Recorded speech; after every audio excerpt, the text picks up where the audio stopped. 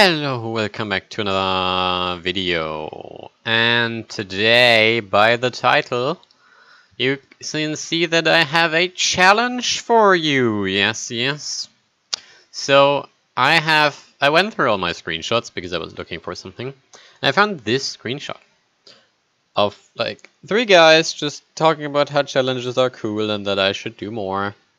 And like, given the last challenge was like a while ago, to say the least, I've decided it's time again, and this time I'm going to try something else. I'm doing a reverse challenge, because with the normal challenges, right, you get told, okay, you should build a 4x4 door, and do it however you want, but it's a 4x4.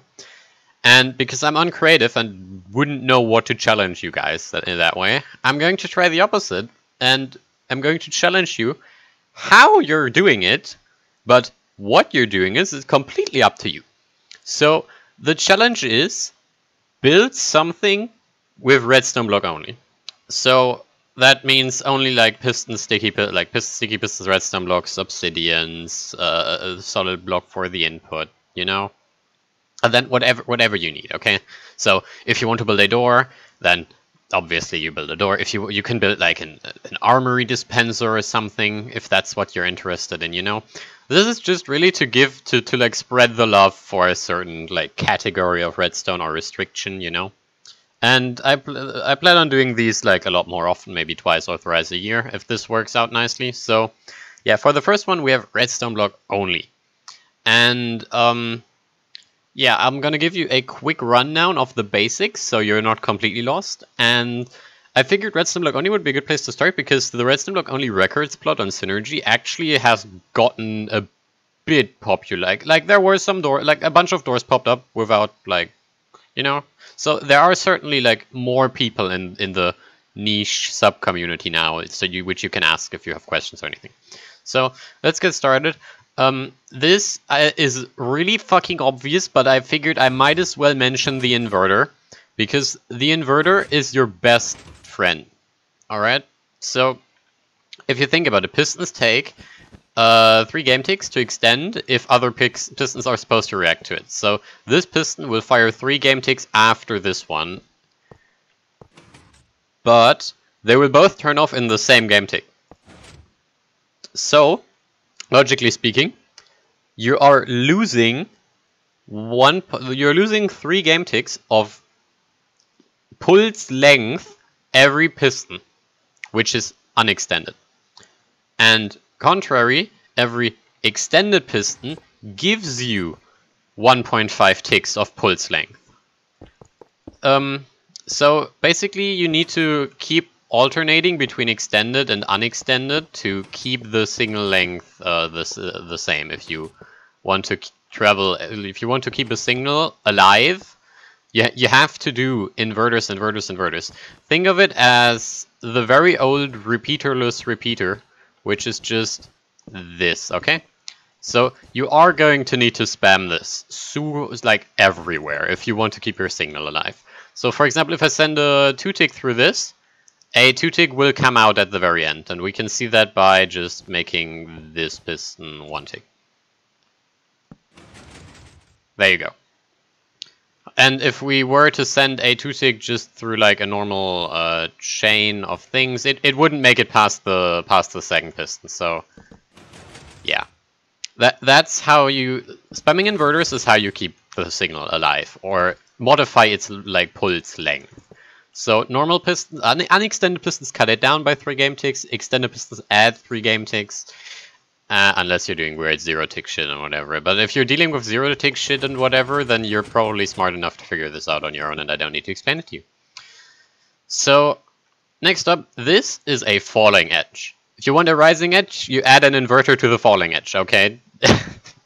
Or you use one of those. So yeah. Makes sense, right? If we power this block, both stay on, and then when both retract simultaneously, this one gets power, and yeah.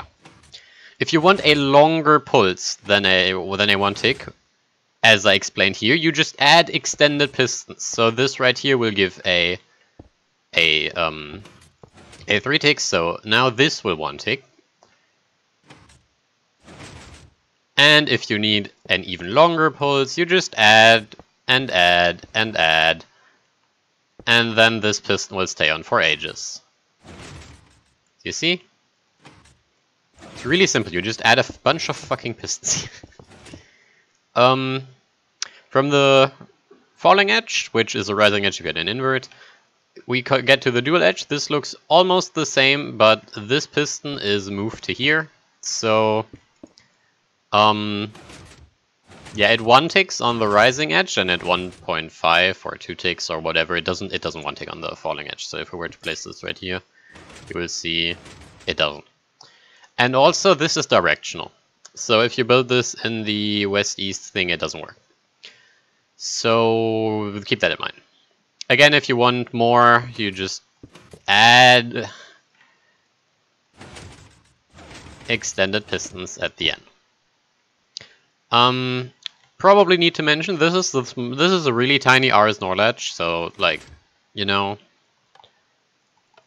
and then that might be useful if you have to do, if you're doing something big and you're dealing with like states and shit, you know, need to know. And then that was the 1 high section. And for the non-1 high section, we have this. This is a falling edge. And then this is the dual edge. And this is also a falling edge. And this is a rising edge. And this is the same falling edge but downwards, because why wouldn't you know? And yeah, I hope with this small rundown you are able to figure everything out. If you need help, just ask like anyone on the record plot, really. Like anyone who knows how Redstoneblock-Only works will be able to help you. It's actually really easy and really fun once you get into it. And yeah. I should have probably mentioned that this will run for 2 months. So until end of February, where I hopefully will upload the Redstoneblock-Only lava lamp tutorial to celebrate this bullshit. And yeah, you can submit to me over Twitter or Discord. Since this is not locational, I will be accepting schematics again. I won't be accepting schematics again if something ever gets locational. So yeah. And if you do schematics, do me a favor and block any budded piston off with like an obsidian or something, so it doesn't like fuck up as soon as I copy paste it in. And yeah, you can submit to me over Discord or Twitter, 2 months time, anything you want, but only redstone blocks. And yeah, thank you for watching. Bye.